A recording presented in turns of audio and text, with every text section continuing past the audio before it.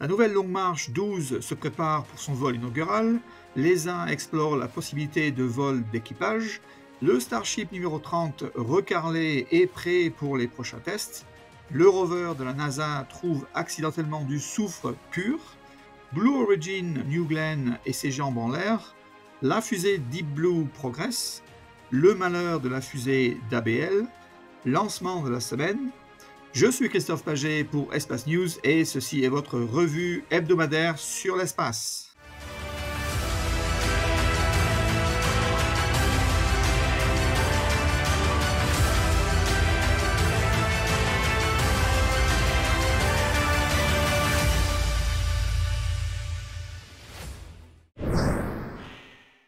Quelque chose dont je n'ai pas beaucoup parlé au cours des derniers mois est la nouvelle fusée de CASC, la Long March 12 et son infrastructure. Qu'est-ce que la Long March 12 et quelle place occupe-t-elle dans le grand nombre de Long March gérées par CASC? Donc, la Long March 12 est un lanceur moyen capable de transporter des charges utiles d'environ 10 tonnes en orbite terrestre basse et d'au moins 6 tonnes sur une orbite héliosynchrone de 700 km d'altitude. Il a des capacités similaires à celles de l'Ariane 6 avec seulement 2 boosters latéraux, du LMV-3 de l'ISRO ou de l'ULA Vulcan Centaur sans boosters latéraux et se positionne juste entre le Long March 3C et le Long March 3BE. Cela devrait donc vous donner une bonne idée de ce à quoi cette fusée Long March se compare. Bien sûr, c'est académique parce que la plupart des charges utiles sont de fabrication chinoise, donc il n'y a pas encore beaucoup de concurrence avec les autres pays. Une toute nouvelle plateforme de lancement a été créée sur le site de lancement spatial de Wenchang, sur l'île de Hainan, en Chine, où se déroulent également tous les lancements des Long March 5, 7 et 8. Voici quelques-uns des efforts déployés pour ériger une telle plateforme de lancement et tous les tests associés nécessaires à sa mise en service. Nous ne voyons pas souvent grand-chose du CASC, mais en juger par les efforts déployés par SpaceX ou la NASA SLS, sur lesquels nous avons de nombreux rapports médiatiques, on peut imaginer qu'il y a un effort colossal derrière la création d'une nouvelle plateforme de lancement. Cette rampe de lancement est identifiée comme une rampe de lancement universelle, capable de lancer 19 types de fusées différents pour répondre aux besoins des fournisseurs de lancements commerciaux et privés en croissance rapide. La fusée mesure 59 mètres de haut, 3,8 mètres de diamètre, ne pèse que 433 tonnes et se décline en 2 étages et 2 diamètres de carénage en 4,2 mètres et 5,2 mètres. Les 2 étages fonctionnent au kérosène RP1 et à l'oxygène liquide, comme la plupart des nouvelles fusées, ce qui est beaucoup plus convivial que ses prédécesseurs Long March 2, 3 et 4, ainsi que le 3e étage du Long March 5, qui utilise encore l'ergol nocif tétroxyde d'azote, en espérant que le Long March 12 remplacera au moins les Long March 3, d'un point de vue environnemental. Son moteur du premier étage est un dérivé de ceux utilisés uniquement sur les boosters latéraux des Long March 5, ainsi que sur les Long March 6, 7 et 8. Et le moteur du deuxième étage est le même que celui des Long March 6, 7 et 8. Le vol inaugural du Long March 12 est prévu le 28 août prochain. La Long March 12 deviendra la première fusée chinoise d'un diamètre de 3,8 mètres, parce que la plupart des fusées chinoises ont un diamètre de 3,35 mètres. J'ai donc hâte de voir un tel vol inaugural, et bien sûr j'en parlerai sur cette chaîne. L'ESA vient de confier à Arianespace un contrat pour évaluer la possibilité du lanceur Ariane 6 à transporter un équipage.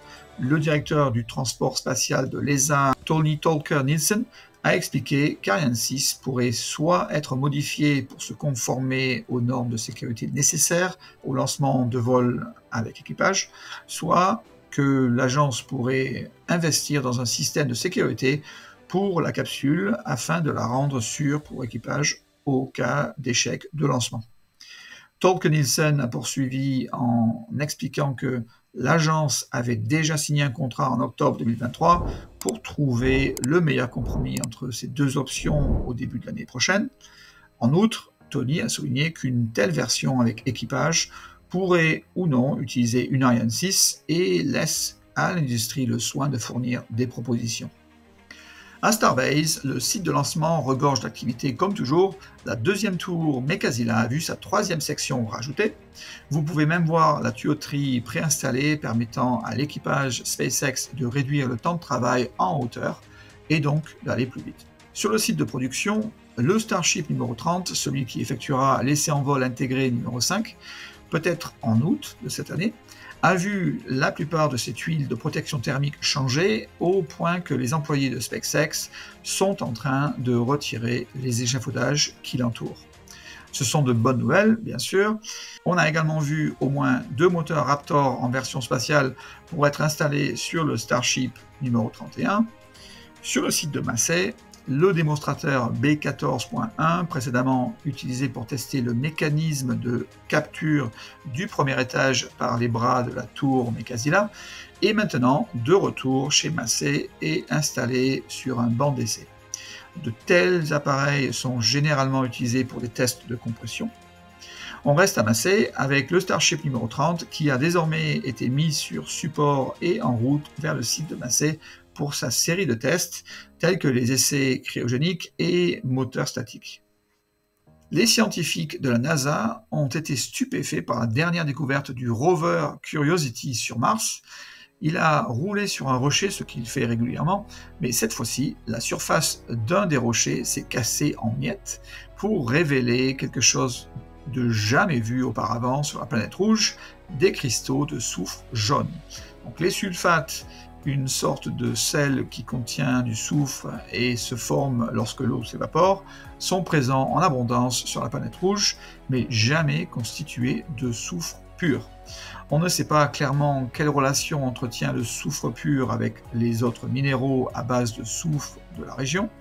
Il se forme uniquement dans une gamme étroite de conditions que les scientifiques n'ont pas encore associées à l'histoire de cet endroit. Et Curiosity en a trouvé une grande quantité.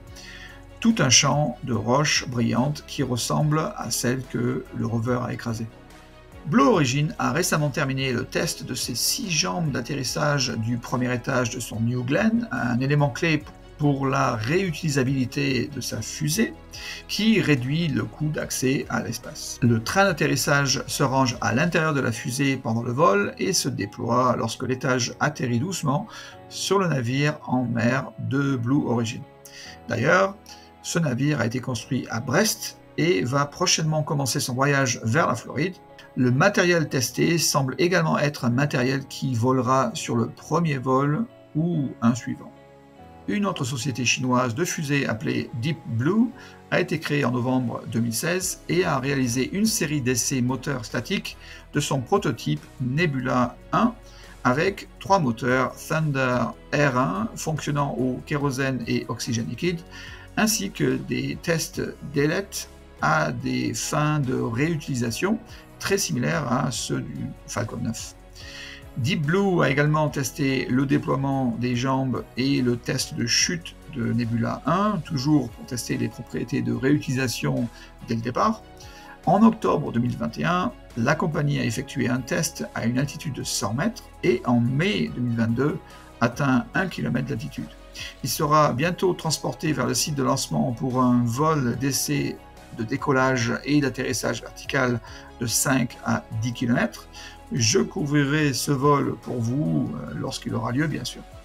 Vous vous souvenez peut-être d'ABL, une entreprise californienne qui a débuté il y a 7 ans et fabrique sa fusée RS-1, un lanceur de classe 1 tonne visant à tester sa fusée depuis Kodiak en Alaska et ensuite temporairement depuis le complexe de lancement spatial 46 à Cap Canaveral pour enfin s'installer définitivement au complexe de lancement spatial 15 à Cap Canaveral aussi. ABL a été sélectionné par Amazon pour lancer sa constellation de satellites Kuiper. La première tentative en janvier 2023 s'est soldée par un échec où l'extrémité arrière a pris feu, brûlant un ensemble de fils électriques, coupant l'alimentation électrique et éteignant les moteurs. La fusée s'est écrasée sur sa plateforme, ce qui a pris un temps considérable à réparer. De nombreuses modifications plus tard, ABL poursuivait une série de tests en préparation d'un essai en vol pour le 31 juillet. Après un essai moteur statique, ce vendredi, un incendie sur la plateforme de lancement a causé des dommages irrécupérables au RS-1. ABL enquête sur la cause et fournira plus d'informations au fur et à mesure que l'enquête progresse. Donc le lancement en juillet n'est donc plus au menu pour le moment. La semaine de lancement de fusée a été plutôt calme, avec un seul lancement le vendredi 19 juillet 2024 de CASC, de sa longue marche 4B depuis la Chine, pour sa mission Gaofen 1105. En résumé, du 1er janvier au 25 juillet 2024, un total de 133 fusées ont été lancées avec succès. Sur ce total, 31 provenaient d'entreprises ou d'institutions chinoises. Je vous laisse avec cette image très simple mais étonnante de cet amas de galaxies massifs appelé Abell 2390, combinant les images des satellites d'observation à rayons X, XMM Newton, et d'Euclide, montrant le gaz brûlant qui remplit l'espace entre les galaxies en plein milieu de cette image. La température du gaz devrait se situer entre 10 et 100 millions de degrés Celsius, selon les scientifiques. Abell 2390 est situé à 2,7 milliards d'années-lumière de la Terre, et pourtant ce n'est même pas la galaxie la plus éloignée enregistrée par certains télescopes spatiaux. C'était votre revue hebdomadaire de l'espace. Je suis Christophe Paget pour Espace News. Au revoir et à la semaine prochaine.